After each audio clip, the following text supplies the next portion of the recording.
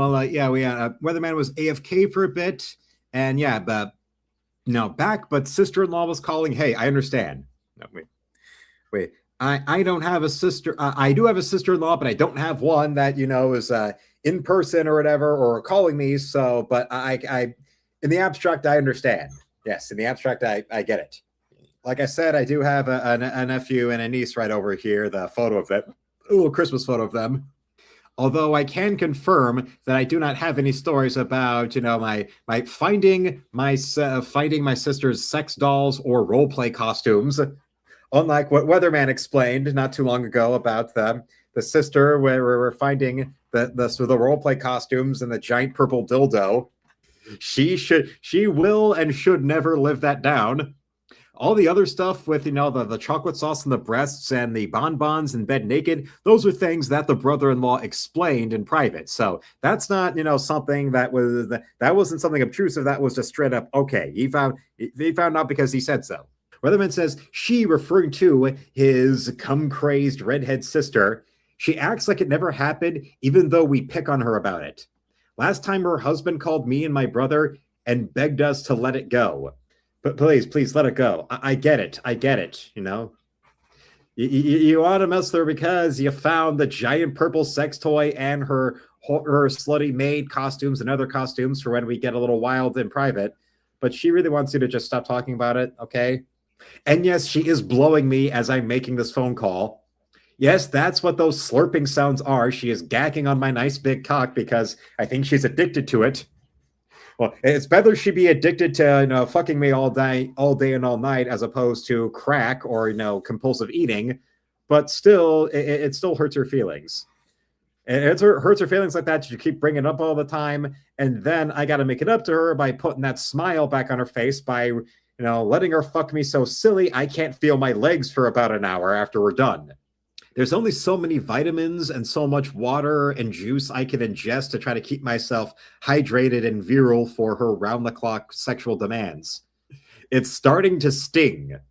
Weatherman says he was supposed to put it up before we got there, so he receives, he receives Argo every time we tease her. Oh, Jesus.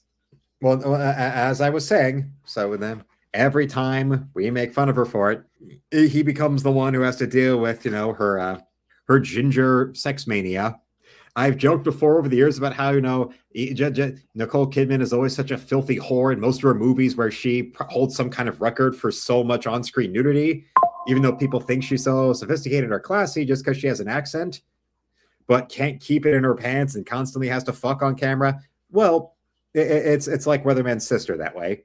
Well, basically, the difference is that, at least Nicole Kidman actually had some likability and sex appeal on screen, as opposed to Millie Alcock, who's just going out of her way to be Australian Rachel Zegler. So not quite. Either watch that annoying bitch, or you can watch, BMX Bandits. You can watch Millie Alcock be, an obnoxious whore who thinks the world owes her something, or you can watch Nicole Kidman get slutty and like it, all sweaty on a boat with Billy Zane in Dead Calm.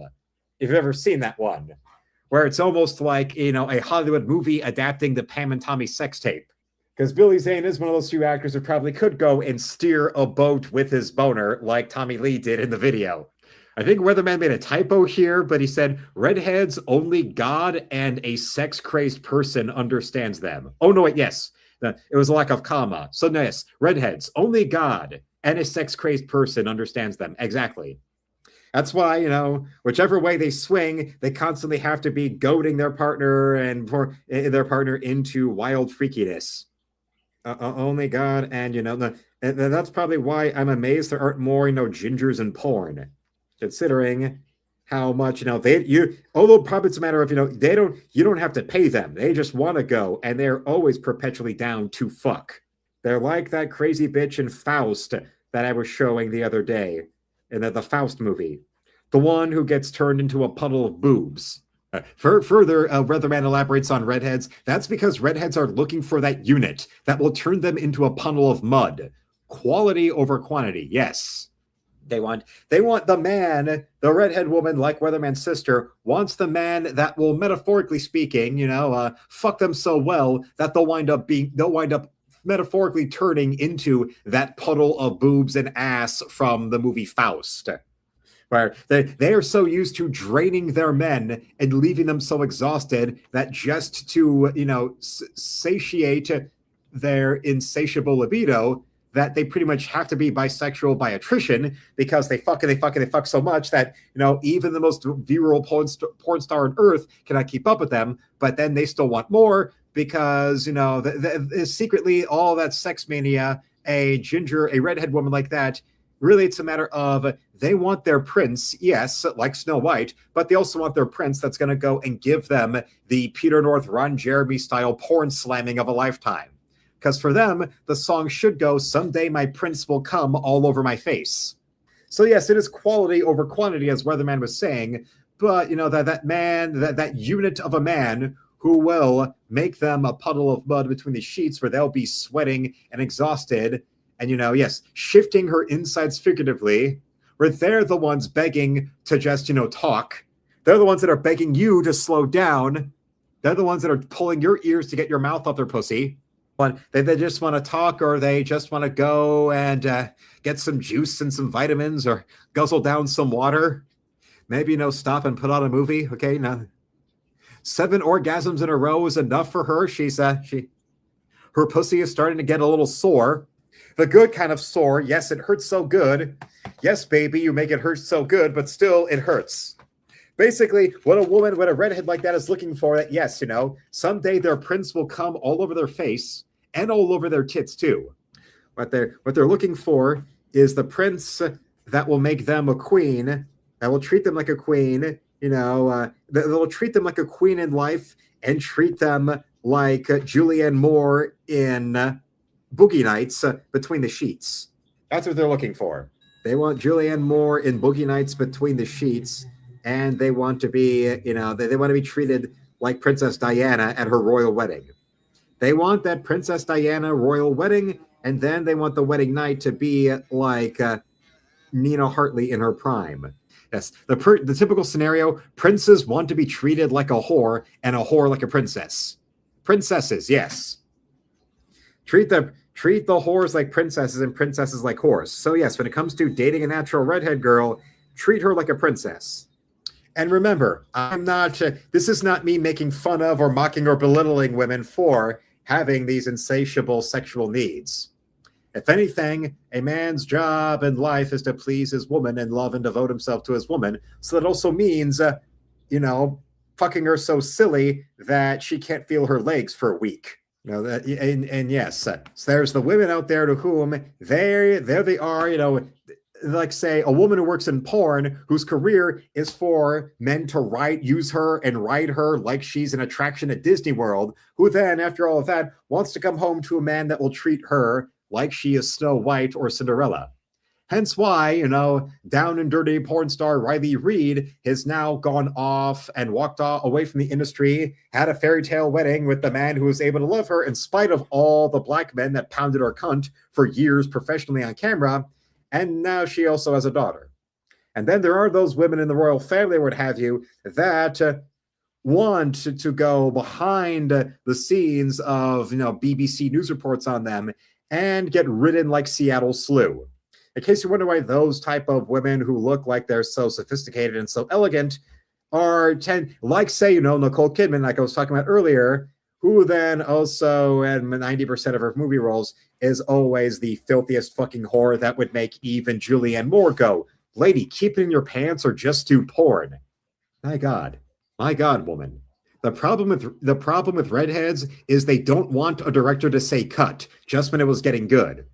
Which might also answer the question of why exactly you don't see more redhead women in porn. It's because, yes, they don't want, action or cut. They're not going to go, okay, cut then when, the man finishes. That's just when it's getting good. That's not, them want, they want more of that wild ride. That's why I said about, by attrition, you have so many redhead women that will wind up, also being with women, because it's a matter of, all right, well, I've drained my man, but I'm still in the mood. Like when, say, Movie Bob or Jim Sterling goes out to an all-you-can-eat buffet, but then they close the buffet down. These fuckers still have to eat for another 3 hours, so they wind up having to go to another buffet. That's basically what it's like sexually for a ginger woman. She is always down, always ready, always needing to fuck. And I am not mocking or belittling women when I say about women being hornier than men. I'm not shitting on them for that. And how more women would be happier if they were honest with themselves about them being as sexually intense as they are in their minds and as they are in private. If anything, this is a dedication to and a celebration of women and their sexual superiority and their sexual demands and their needs and their wants that should, be inspiring more men to go out there and give them the fucking them silly that they want and that they need and that they probably secretly pray for if they're the type of princesses that are really whores on the inside that go to church. This is a celebration of women being the purest distillation of that supremacy, of that life, of that creation. That basically, if in case you wonder why there was such a strong female audience for the glory days of the X-Men comics, and why Chris Claremont deserves all the credit he gets for his female characters he was writing being done so well, just take a good long look at when we first saw Jean Grey emerging from Jamaica Bay as Phoenix, of her screaming, "I am fire and life incarnate." Basically, every woman, but most especially those natural redhead women, between the sheets, that is what they are. They are fire and life incarnate. But also, they wind up being overwhelmed by the insanity of their power and their prowess. And then they probably would be willing, if they had the ability, to go and detonate a star and wipe out all the life in a solar system so they can absorb the power of that sun for themselves, which Chris Claremont, in his own words in an interview, referred to that as an act of, quote, cosmic masturbation. So even when it comes to a woman being an all-powerful psychic mutant, still she is so sexually intense and demanding that even after intense roll in the hay, she'll still be in the mood to need to go and impale her pussy on power tools to get that, further push over the cliff that she needs, because her body is just feeling it all day long. And forever, you are absolutely correct when it comes to Irish redhead women. If any of us are ever able to find our way, to Ireland and find one of those ginger girls, they are the type of women that would make, a Julianne Moore or a porn star or a Nicole Kidman just, it would make them look like nuns. Just saying, it's absolutely true what our friend Giovanni Boccaccio said, that while farmers generally allow one rooster for 10 hens, 10 men are scarcely sufficient to service one woman. So until then, I want to thank you all for watching. Subscribe to the channel. We'll reach 10,000 subs. Become a member today and shop in my art store with that first link in the description where you can buy my art or commission me or support me with a donation, or pre-order issue 3 of my comic book Encrypted, where a regular copy is $5, an autographed copy is $10, an autographed and sketched in copy is $20, or you can go and get a 1-year subscription for $60, or 1-year subscription with your copies autographed for $90. So tomorrow I'll have shorts at 5 p.m. Eastern, 5:30 and 6. I'll have a new video at 6:30, and I'll be live again at 10. So until then, felines, slam it, lick it, suck it,